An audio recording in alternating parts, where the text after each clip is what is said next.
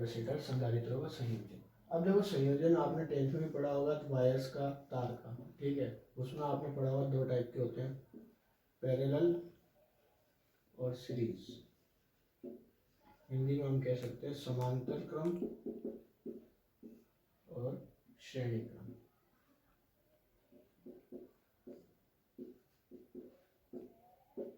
तो जैसा नाम है वैसे ये संयोजन है। समांतर मतलब ये संधारित्र लिया और इसी के समांतर में दूसरा लगा दिया, ठीक है। सीरीज मतलब ये कैपेसिटर लिया, संधारित्र लिया और इसी के सीरीज में, इसी लाइन में एक और लगा दिया, ठीक है। तो पहले अपन पढ़ेंगे सीरीज, ठीक है। तो सीरीज के बारे में, अब सीरीज चाहे वायर का हो, मतलब तार का सीरीज कॉम्बिनेशन हो, श्रेणी क्रम संयोजन हो, चाहे कैपेसिटर संधारित्र का हो, दो तीन चीजें सेम रहती है। जैसे पहला पॉइंट में बताता हूँ कि सीरीज कॉम्बिनेशन को आप पहचानोगे कैसे। कई बार क्या होता है, डायग्राम थोड़ा टिपिकल आ जाता है, पता नहीं चलता है। जैसे मैं डायग्राम इस तरीके का बना दूंगा,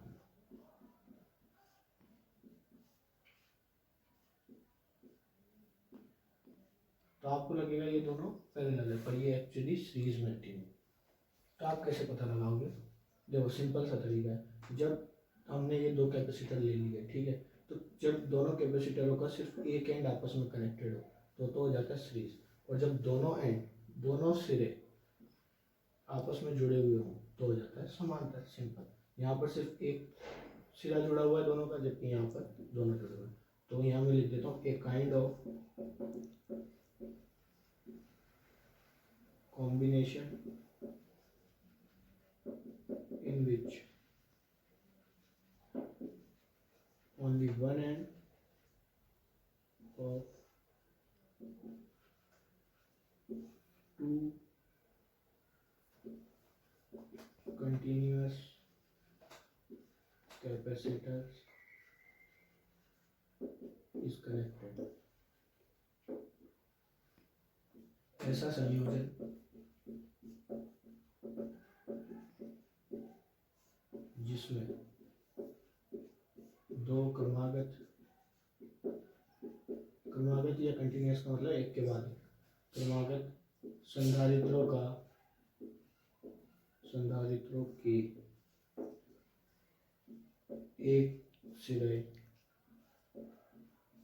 एक सिरा आपस में जुड़ा हो। ये तो होगी डेफिनेशन, ठीक है। डायग्राम देख के आप समझ जाओगे। दूसरा पॉइंट, जो सीरीज कॉम्बिनेशन होता है, ठीक है, अगर हम जैसे वायर का पढ़ेंगे, तार का पढ़ेंगे, रेजिस्टेंस का पढ़ेंगे, तो यहाँ पर कैपेसिटर की जगह क्या रिप्लेस कर देंगे? रेजिस्टेंस, ठीक है। यहाँ पर संधारित्र की जगह हम हिंदी में कर देंगे प्रतिरोध, ठीक है। बाकी कोई चेंज खास होने वाला नहीं है। दूसरी चीज, द करंट, या जैसे यहाँ पर अपन चार्ज की बात करते हैं तो चार्ज लिख लो, क्योंकि चार्ज और करंट तो एक ही चीज होती है। रेट ऑफ चार्ज को क्या बोलते हैं? करंट बोलते हैं। The current slash charge is remain same in all capacitor. मतलब कि अगर आप सीरीज कॉम्बिनेशन करते हो, श्रेणी क्रम संयोजन करते हो, तो जितने भी कैपेसिटर संधारित्र आपने काम में लिए, उन सब में वैल्यू ऑफ चार्ज, आवेश की मात्रा क्या रहेगी? एक समान रहेगी। सभी संधारित्रों में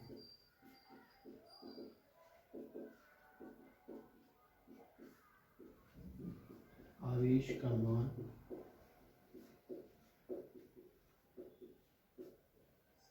समान रहता है। तो जब आवेश समान है तो क्या बदलेगा? दो ही चीजें होती है हमारे पास, करंट या चार्ज की बात कर लो या फिर पोटेंशियल विभव की बात कर लो। तो जो विभव होता है, the potential of each capacitor is different. मतलब जितने भी कैपेसिटर संधारित्र आप काम में ले रहे हो, उन सबकी कैपेसिटी यानी कि धारिता, सॉरी पोटेंशियल यानी कि विभव क्या होगा? अलग अलग होगा। जैसे इसका मान लो V1 हो गया तो इसका V2, जबकि आवेश क्या होगा? चार्ज क्या होगा? Same, Q Q Q। प्रत्येक संधारित्र का विभव अलग अलग, या हम लिख सकते हैं भिन्न भिन्न होता है। ठीक है, ये 3 पॉइंट।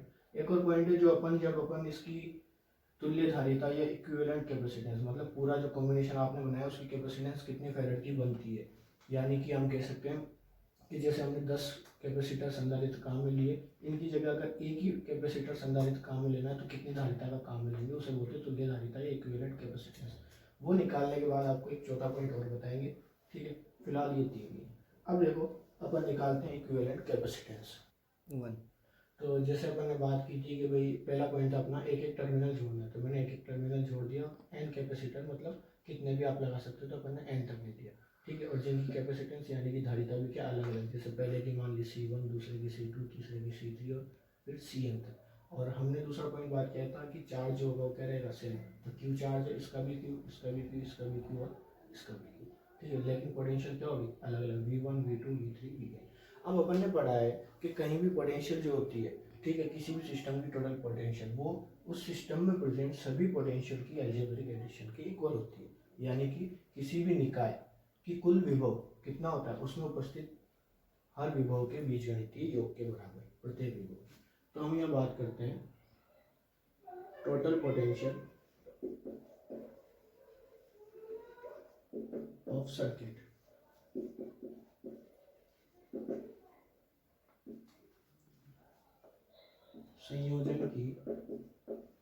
संयोजन का कुल विभव, तो V जो कि बैटरी से आ रहा है, ये तो चेंज होगा नहीं, यही टोटल रहेगा। और ये कितना हो जाएगा, V1 plus V2 plus V3 plus up to V। यह आपने 10th में भी किया होगा जब अपन रेजिस्टेंस या प्रतिरोध के बारे में करते हैं। ठीक है, तो प्रतिरोध के बारे में करते हैं तब अपन ने 10th में भी किया था। अभी हम संधारित्र पढ़ रहे हैं, ज़्यादा कोई डिफरेंस होने वाला नहीं है। वहाँ पर हम क्या करते हैं, ये लिखते हैं। ठीक है, उसके बाद हम ओम का नियम लगा देते हैं। यहाँ पर हम क्या लगा देंगे, धारिता का नियम। तो यहाँ लिखते हैं चूंकि धारिता के नियम से, अब तक तो सबको याद हो गया होगा, from capacitance law.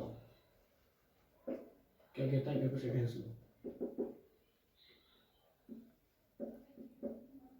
C is equal to Q upon V। और हमें मान किसका चाहिए, V का।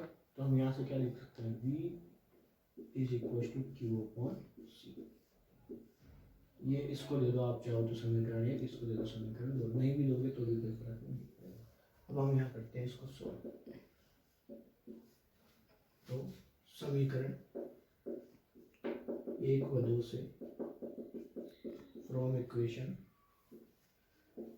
1 एंड 2, जैसे V हम निकाल रहे थे तो V की जगह तो क्या लिखते हैं, टोटल सर्किट का चार्ज, पूरे संयोजन का क्या लिखते हैं, आवेश बटा पूरे संयोजन की धारिता यानी कि इक्विवेलेंट तुल्य धारिता बराबर पहले संधारित्र का विभव कितना था, पोटेंशियल कितनी थी V1, तो उसके लिए उसका चार्ज कितना होगा, Q होगा, क्योंकि Q तो क्या रहेगा, सब कांस्टेंट, अपॉन उसकी कैपेसिटेंस धारिता कितनी होगी, C1। ऐसे हम लिख सकते हैं Q upon C2 plus Q upon C3 plus up to Q upon Cn।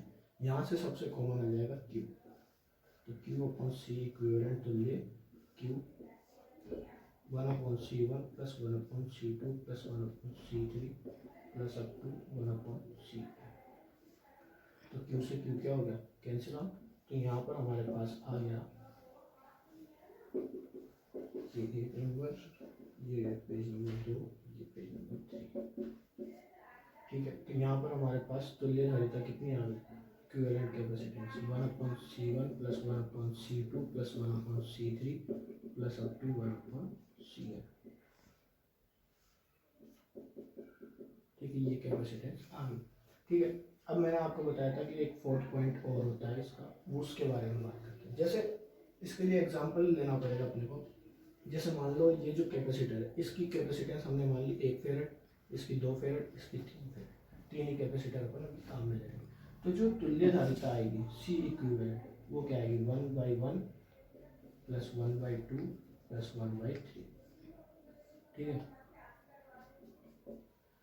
अब ये जो आंसर आने वाला है, ठीक है, इसको आप सोल्व करोगे, 6 LCM आएगा 1 प्लस 3 प्लस 2, यानी कि कितने हो जाएंगे, 3 और 2 5 और 1 6, यानी कि 1 के नीचे आएगा। देखो मैं करके बताता हूँ।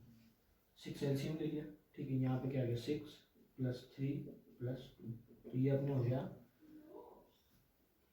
11/6, और 11/6 आप सबको पता है छोटा है, ठीक है।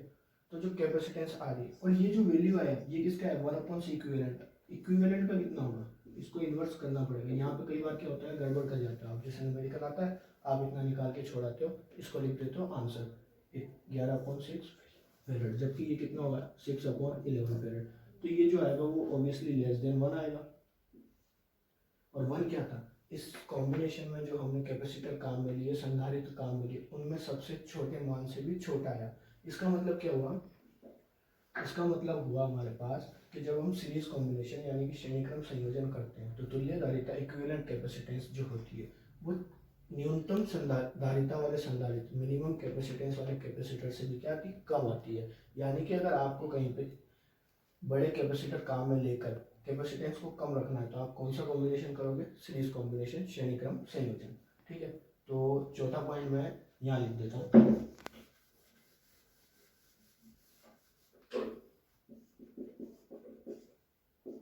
The equivalent capacitance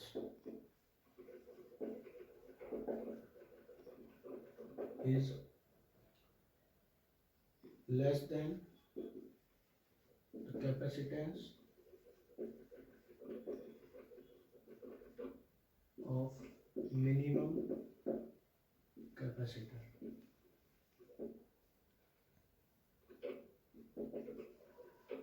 तुल्यधारिता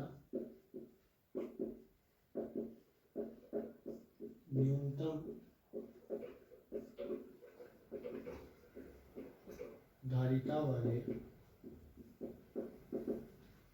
संधारित्र से भी कम होती है।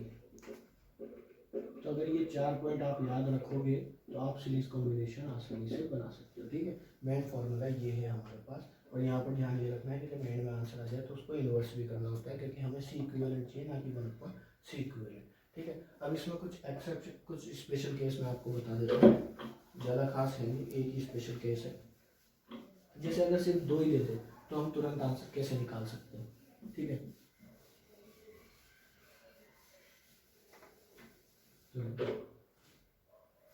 If only 2 capacitor used, यदि केवल 2 संधारित्र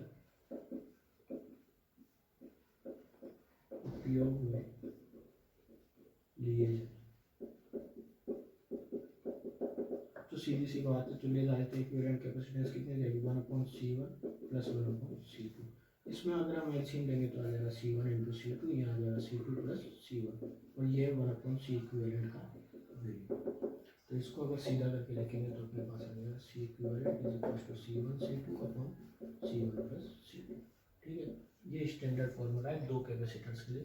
बाकी जो मेन फार्मूला है वो तो अपने पास क्या हो जाएगा, 1/C equivalent = 1/C1 1/C2 1/C3 + up to 1/CN, मतलब कितने भी आप काम में ले सकते हो, ठीक है। तो 4 पॉइंट सिर्फ अपने को ध्यान रखने कि जब एक एक टर्मिनल जुड़ा होता है उसे सीरीज या श्रेणी क्रम संयोजन कहते हैं, और इसमें आवेश का मान, चार्ज की वैल्यू क्या रहती है, कांस्टेंट समान रहती है, लेकिन विभव पोटेंशियल क्या होता है हर एक का अलग अलग। चौथा पॉइंट अपने पास कि जो तुल्यधारिता इक्विवेलेंट कैपेसिटेंस आती है वो जो मिनिमम कैपेसिटेंस वाला कैपेसिटर होता है उससे भी क्या आती है, लो आती है। न्यूनतम धारिता वाले संधारित्र से भी क्या आती है, कम आती है। इसलिए इसका यूज कहाँ किया जाता है, फॉर डिक्रीजिंग द कैपेसिटेंस, धारिता को कम करने के लिए। जब आपके पास मान लो कि 2 फेराड और 3 फेराड के संधारित्र हैं, कैपेसिटर है, और आपको चाहिए 2 से भी कम का, तो आप कौन सा कॉम्बिनेशन कर दो उनका, सीरीज कॉम्बिनेशन, ठीक है। कल अपन पढ़ेंगे सीरीज पैरेलल कॉम्बिनेशन, समांतर क्रम संयोजन। धन्यवाद, घर पर रहें सुरक्षित।